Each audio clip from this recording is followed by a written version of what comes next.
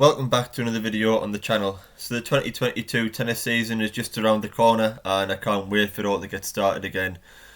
In this video I'm just going to be giving my current opinion on the situation that Raducanu is currently in, what I think will make a successful year for her next year, and why I have slight fears for Raducanu going into 2022.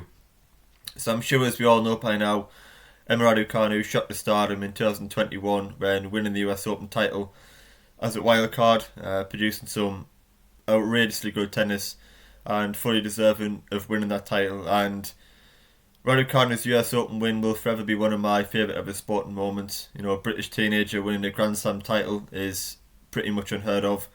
She's an outstanding player, but I also think she's someone that speaks so well off court, and I think she'll go on to be a fantastic flag bearer for British tennis and inspire the next generation to come through and try and repeat her feats, which will be brilliant to see. And I think the future of British tennis is certainly bright with Raducanu at the top of it.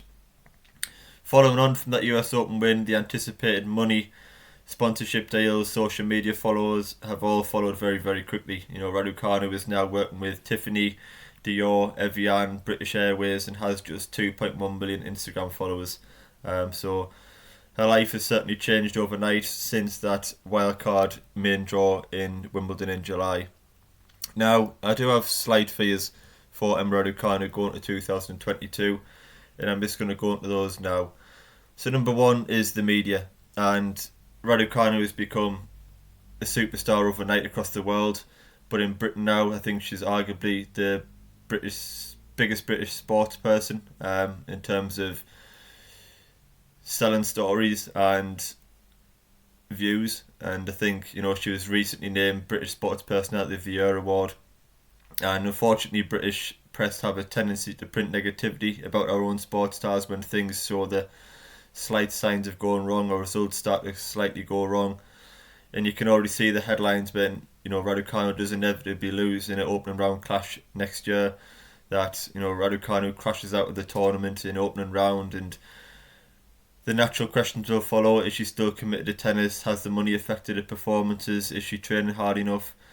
And although a lot of it is sad and majorly inaccurate, it sells, and sadly people do jump on the bandwagon. So I just hope, for Raducanu's sake and British tennis's sake, and, you know, just for the story's sake, that British media do give her time to develop and don't immediately jump on the bandwagon as soon as she starts inevitably losing tennis matches, as she's in such a tough, demanding sport, and the WTA is littered with many quality players. So it's going to be inevitable that Raducanu may not repeat what she did last year in the US and Wimbledon. Number two is her new coach, and I think hiring a new coach as good as Torben Beltz at 19 years old has pros and cons, which I will go into just now. So Raducanu travelled to the US Open with Andrew Richardson. He was always a temporary coach. They said that at the very start. Nobody in the world, I don't think, anticipated her winning the US Open, probably including Emma herself. And Richardson left shortly after the US Open win because Raducanu wanted a permanent coach that had WTA experience and that would travel with her all year round, which is very wise, a good move in my opinion. You know, Torben Beltz achieved brilliant things with Angelique Kerber, winning 2 Grand Slams in 2016 when winning the Australian Open and US Open. He's regarded as one of the best coaches in the world, and as I said there, I think the pros and cons to this move, starting with the pros, you know, to have a coach as good as Torben Beltz at 19 years old can only be a positive in the long term in terms of development, mindset, training and improving. I think it's worth pointing out that Raducanu is an amazing proposition for coaches as well as the other way around. You know, to have the opportunity to coach a 19-year-old Grand Slam champion who's already inside the top 20, who's a superstar across the world, must be an amazing opportunity for Torben Beltz as well as it is for Raducanu. You know, Raducanu still has lots of levels to go through. There's things there in the game to develop, and, you know, Torben Beltz and Raducanu, I think, will develop an amazing relationship over time, and it'll undoubtedly benefit both of their careers. You know, I think it's worth pointing out that on the ITF, a lot of players, the majority of players, can't afford a full-time coach, let alone someone with the credentials that Beltz has. So at 19 years old, I think, Raducanu's in a brilliant spot, and it will undoubtedly help her progress through the levels and progress past players. So overall, Raducanu probably could have picked from majority of coaches in the world. I think Torben Beltz is a fantastic choice. However, there are a couple of things that concern me about hiring such a big and respected coach at such a young age. I think hiring Beltz does certainly bring pressure. It's a statement in itself from Raducanu that she's aiming for the very, very top. She wants the absolute best team possible around her, which is understandable. But as I said there, it's a huge shift from what she's went through at Wimbledon, where she wasn't expected to win matches. When unseeded with a part-time coach, you're playing without any fear or pressure. But that's completely shifted now. Now she's a Grand Slam champion. She's top 20 in the world. She's British #1. She's got one of the best coaches in the world on her side. There's some expectancy there now, and people are going to expect instant results. And I fear that she's still a player that's very, very young. She's yet to play a WTA match on clay. She's yet to have a full year on tour. She's got a brand new coach. So there's unanswered questions there, and I think Raducanu, it's about giving her time and just trusting the process. And I think, finally on the new coach, you've seen people say that Raducanu should have waited a couple of years before hiring a full-time coach, just continue to play how she wants, have fun on court, etc. But, this is her job and this is her sport, and I think Raducanu is ready to go. She thinks she can get to the very top, and if you get an opportunity to hire Torben Beltz as your coach, you certainly can't turn it down. So I think overall it's a good move, but it does slightly bring pressure due to the team she's got now, and that expectancy could go one of two ways. The third point of why I slightly fear for Raducanu in 2022 is the depth in the WTA. And I think we're constantly seeing new major champions in the sport. We've had Barbara Krejcikova last year, Raducanu obviously the year before, Sofia Kenin. Before that we've had Bianca Andreescu, Iga Swiatek, all very young players. And the example I picked out was Sofia Kenin. I think when she won her major title at the Australian Open in 2020 in similar circumstances to Raducanu, I think Kenin was more established at the time and had a lot more experience in the WTA than what Raducanu did at her point of winning. However, she still was only 21 and she wasn't widely tipped to win Grand Slams at that time. She was playing strong, good tennis, but it came as a shock to everyone when she was crowned Australian Open champion. And Kenin's really struggled for form in 2021. Hasn't had a good year at all in terms of results, but you see suggestions on social media and in reading online that does that make her Australian Open title win a fluke? And absolutely not. Kenin, the quality, the metal, the calmness that she showed to win that title in 2020 was insanely good.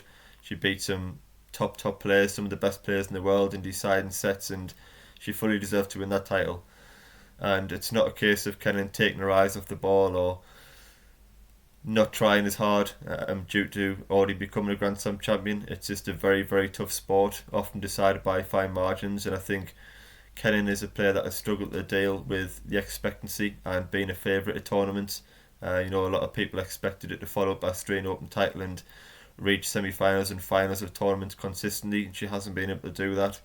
Hasn't been through the lack of trying. I think, as I said there, I think she's just struggled to deal with the pressure of becoming one of the top players in the draw and a favourite in many tournaments. Now eyes have moved on to Krejcikova and Paolo Badosa, who's also enjoyed a breakthrough 2021, and Emma Raducanu. So it's entirely possible that Kenin will enjoy a successful 2022 now she's not under immense pressure to deliver results. I think people who understand tennis know how difficult and competitive this sport is. I'd say a good 90-95% of players will have a good couple of years to get used to different surfaces, get used to travelling consistently, dealing with injuries, processing and learning from defeats, handling the pressure moments, and basically just learning what it takes to become a professional tennis player. As I mentioned there, the WTA does have incredible depth. It's as good as position the sport's been in for many, many years, in my opinion, probably since the emergence of the Venus and Serena Williams. Genuinely, the vast majority of players at each tournament will believe they have a chance of winning it. Raducanu sadly hasn't had an opportunity to do that due to her overnight, to stardom. You know, she shot to stardom overnight. She was 350 in the world in July. Now she's a top 20 player and a Grand Slam champion just 6 months later. She's never played a WTA match on clay. She's never played a full season on tour. She has a new full-time coach, multiple sponsorship deals, millions of pounds in the bank. So I truly hope that Raducanu can play through all of this and set the ground running in 2022, get off to a positive start, some good results in Australia, and continue her remarkable rise. However, there are so many unanswered questions. You know, Raducanu has to deal with that outside pressure now from the media, from the fans, from new tennis fans, and it's a very, very tough sport to start with. I think for the next couple of years, if I had one message for Raducanu, it would be one thing, and that's just to enjoy it. You know, she's still 19 years old. I think forget the ranking and outside pressures to win tournaments in 22. Try and put that US Open win out your head. You know, you don't have to go into tournaments and expect to win every match. Just enjoy the travelling, competing, learning, and don't become obsessed with results. You know, I think the next 2 years are all about experience, understanding how belt works and building that relationship, and just preparing yourself for future years. So what do I expect from Raducanu in 2022? Well, I think she's a player with an exceptional attitude. You know, I think she's grounded, focused, and loves playing tennis, which is most important. I don't think she's a player that's going to rest on her laurels and think, I'm a Grand Slam champion now, I can take it easy. She's very young in the sport, and I think she does want to get to the very, very top, and I think she's got the ability and the mindset to do that as well. She seems to be process driven. She likes set routines and repetition, and I think that'll work very, very well with belts as well. And I've said many times in the channel, you know, she has the potential to be a top player in the future and win multiple Grand Slam titles. Her natural time and reading of the game and ability under pressure is just exceptionally good and very, very natural. And I don't want this video to come across negatively at all. You know, I'm a fan of many different sports, and I've seen it time and time again when a young player makes a huge stride in the sport and later crumbles under pressure and struggles from the outside scrutiny. And of course, I'm not saying I don't expect Raducanu to play well and challenge for titles in 2022, because I do think she'll, you know, have a very good 2022. But it's important to just have perspective. You know, she isn't going to win every match. She won't win major titles every year. The WTA is littered with amazing players that all want to repeat what Raducanu done in New York a few months ago. I think if Raducanu can win some 250 level tournaments next year, perhaps beat a couple of top 10 players, make the last 16 of a couple of majors, I would make that a success, all while staying fit, happy, and working towards long-term goals. I think it would be a success in 2022. If you are a new fan of Emma Raducanu, brilliant. You know, watch as much tennis as you can. It's an amazing sport, but understand that it's a very tough and demanding sport. Remember that Raducanu shot to stardom overnight and isn't a 30-year-old veteran with vast experience as a pro player yet. Problems could arise, as I say, with the new coach, with the sponsorship deals, with the money, with the outside pressure. It's going to take her a couple of years, I think, to find a feet in the WTA, but just give her that time. Keep supporting her. Don't jump on the bandwagon if it does arise of the media negatively portraying her in the media. But overall, I can't wait for the next couple of years to see how this relationship with belts goes, and I'm sure we're going to have many successes in the future. So thank you for watching. If you have your own opinion on the Raducanu situation, any predictions for next year of how she'll fare in 2022, please leave them in the comment section below. I will have plenty more videos coming out ahead of the US Open, the Australian Open, first Grand Slam of the year, so do check those out as well. If you are new to the channel, please do subscribe, it is much appreciated, and I will see you on the next video.